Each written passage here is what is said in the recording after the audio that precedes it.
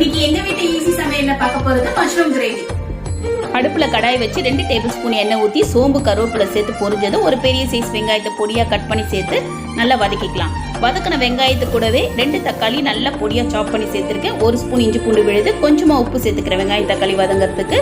இப்போ நல்லா வதங்கினதுக்கப்புறம் ஒரு பாக்ஸ் மஷ்ரூமை பச்சரிசி மாவு போட்டு நல்லா சுத்தமாக க்ளீன் பண்ணி வச்சுருக்கேன். அந்த மஷ்ரூமை இந்த வெங்காய தக்காளியோட போட்டு ஒரு நிமிஷம் நல்லா பெரட்டி எடுத்துக்கலாம். இப்போ தேவையான மசாலா பொருள் சேர்த்துக்கலாம். 1/4 ஸ்பூன் மஞ்சள்தூள், 1 ஸ்பூன் குழம்பு மிளகாத்தூள், 1/2 ஸ்பூன் கரம் மசாலா, 1 ஸ்பூன் காஷ்மீரி மிளகாத்தூள் சேர்த்துட்டு 1 நிமிஷம் நல்லா டாஸ் பண்ணி விட்டுக்கலாம். இப்போ கொஞ்சமாக ஒரு 1/2 டம்ளர் அளவுக்கு தண்ணி சேர்த்து இப்போ ஒரு 5 நிமிஷம் மீடியம் ஃப்ளேமில் வச்சுக்கலாம். தேவையான அளவுக்கு உப்பு சேர்த்து மீடியம் ஃப்ளேமில் வச்சோம்னா இந்த மாதிரி தொக்கு பதத்துக்கு வந்துடும். இந்த ஸ்டேஜில் 2 டேபிள் ஸ்பூன் அளவுக்கு ஃப்ரெஷ் க்ரீமும் ஒரு 1/4 ஸ்பூன் அளவுக்கு மிளகுத்தூளும் சேர்த்து பொடியாக நறுக்கின கொத்தமல்லி இலையும் சேர்த்தா என்னோட ஸ்டைலில் மஷ்ரூம் கிரேவி ரெடி.